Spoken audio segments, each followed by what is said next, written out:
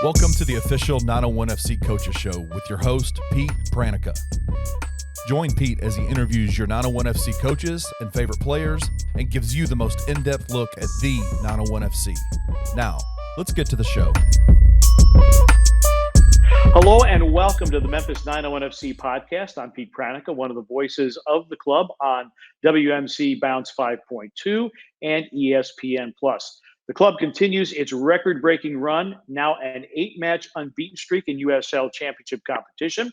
After they dropped their first 2 matches, the boys in blue have managed at least a split of the points in every match since. They've collected 5 wins and 3 draws in that time. That's 18 out of a possible 24 points collected in the bank for 901FC. They're also one of the most dangerous offensive teams in the championship. They are at a plus 11 goal differential over the last 8. They're also the only team in the championship to find the back of the net in every single match they've played this season. In fact, the only time that 901FC was shut out was in U.S. Open Cup competition at Birmingham Legion. Now, in today's show, we're going to visit with manager Stephen Glass, get his thoughts on the victory over Miami FC, also how Rodrigo da Costa has fit into the tactics. We'll also talk about one of the budding rivalries in USL Championship Soccer between 901FC and Louisville City. They will rematch Saturday night. Earlier this season, it was a 1-1 draw at AutoZone Park on April the 29th. But before we get there, a little bit more on that big home win over Miami. Now, the home side wasted no time in finding the back of the net. 901FC won at a very early corner, and yep, that guy, Aaron Malloy, big assist creator, perfect service to Jeremy Kelly. Ball falls to his feet. Then it goes to the back of the net in the 58th second of the match. Quickest goal in the championship so far this season. Now, Miami conceded not 1, but 2 handballs in the box. And as a result, Memphis scored twice from the spot. Aaron Malloy in the 22nd minute, and then Bruno Lappa found the back of the net with the PK 12 minutes later. Miami's Bolu Akinyode pulled one back for the visitors just before the halftime whistle. So the halftime scoreline 3-1 in favor of the home side, 901FC. Those 3 first-half goals, by the way, marking a team high for this season. Now, shortly after the resumption of play in the second half, Akinyode drew his second yellow card, so he was done for the night. Then about the hour mark, Rodrigo da Costa came in. He replaced Laurent Kisiadou. Nita Pickering added to the Memphis lead in the 76th minute with a very composed chip over the Miami keeper. Now, 3 minutes later, Jelani Peters of Memphis was shown his second yellow card. And so the Memphis man advantage went away. Didn't really matter. Akeem Ward came on late in the match for Pickering, and the decision by manager Stephen Glass paid dividends. Akeem Ward capped the scoring in the 88th minute for the final of 5-1 to Memphis. That victory leveled Memphis's home record at 2 wins, 2 losses, and 2 draws. They are now 4 straight unbeaten at home after losing a couple early. Overall, 5-2-3. They are 5th in the Eastern Conference table with 18 points. They're just 3 points out of a tie for 3rd in the tightly packed Eastern Conference race. Now, what's important is that Memphis has at least 2 games in hand on everybody else in the league. Memphis 901FC has played a league few 10 matches because of the Oakland Roots postponement due to a bad field earlier this season.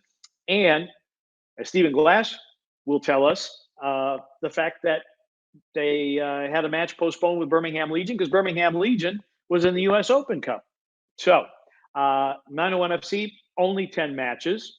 And, oh, by the way, Birmingham Legion, they dropped their U.S. Open Cup match to Inter Miami, 1-0. Inter Miami obviously thrilled with the fact that Lionel Messi is headed their way.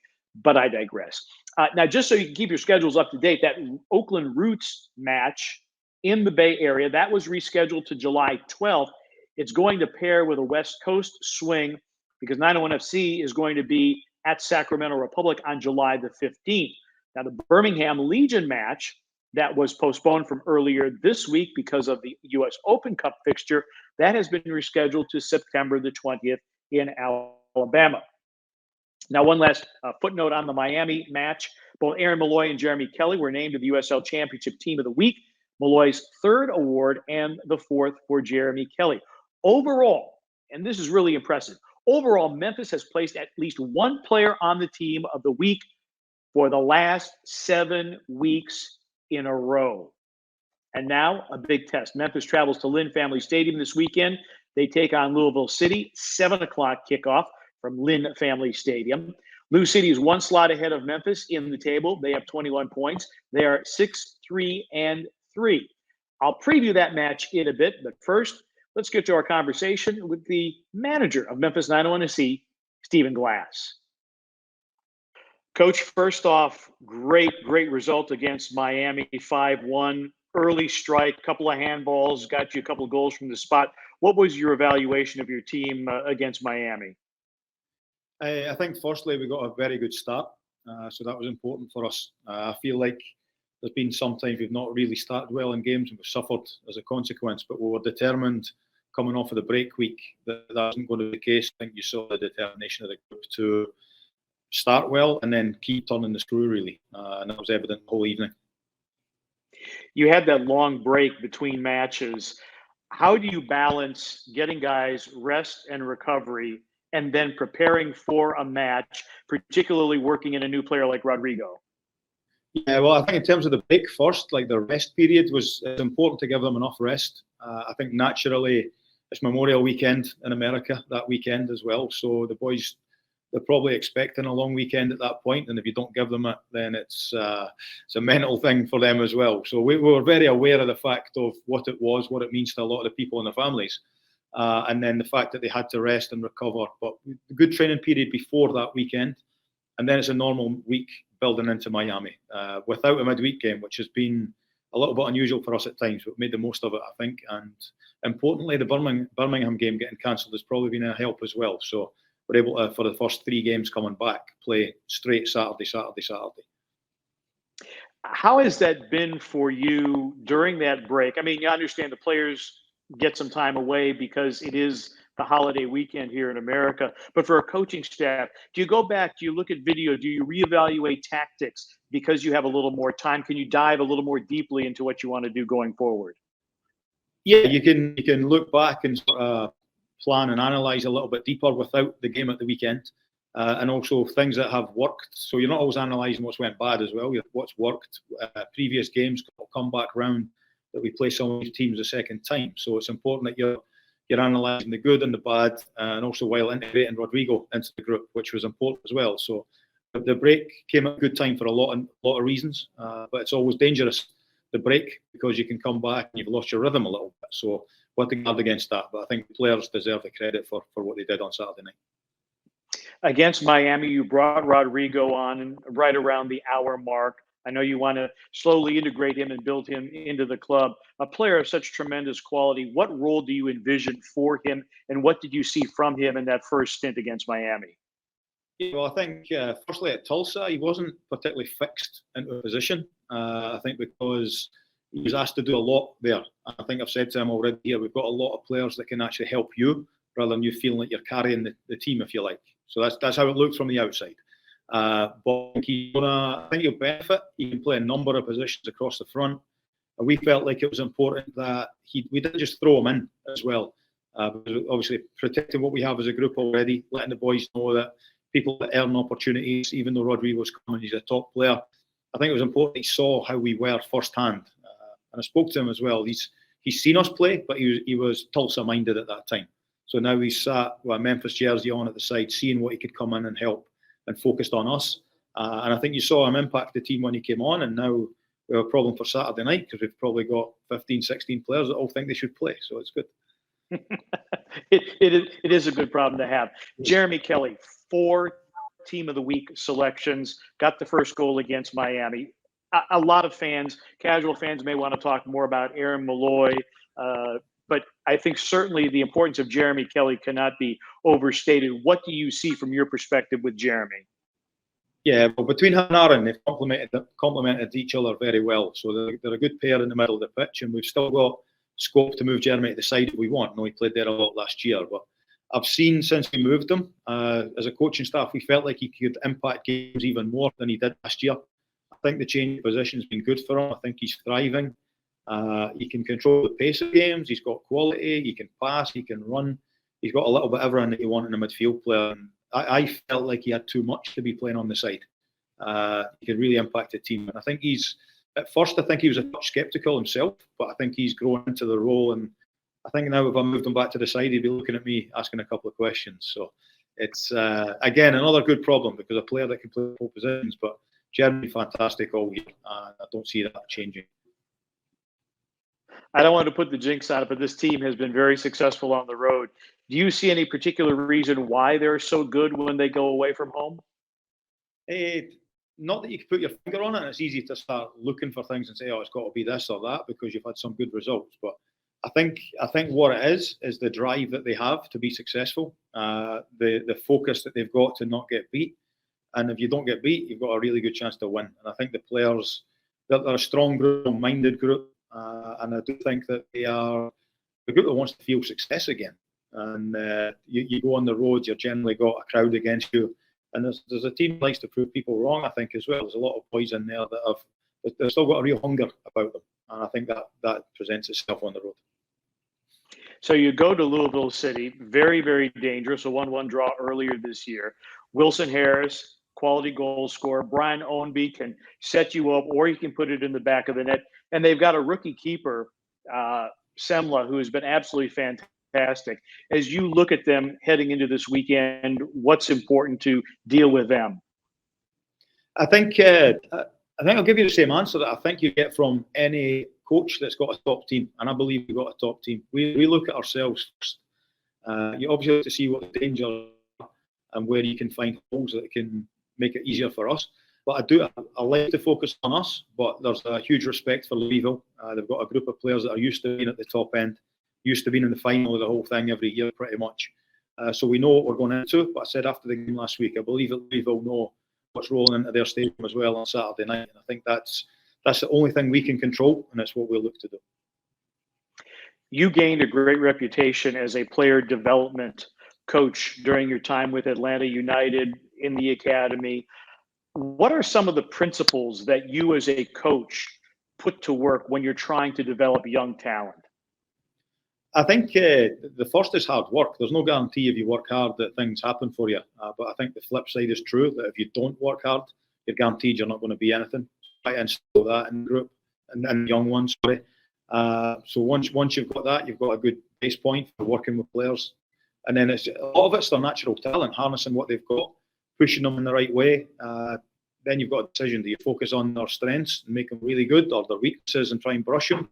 There's a little bit of a balance. And then I think finally, at a club like this, rather than at Atlanta, where it's the second team and there's more of them, I think it's when do you expose them to the team?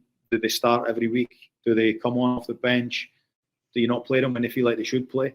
So it's a little bit of probably management and try to poke them a little bit and keep them hungry. Obviously, we've got Knight at the minute, and he's played the last 2-3 games starting.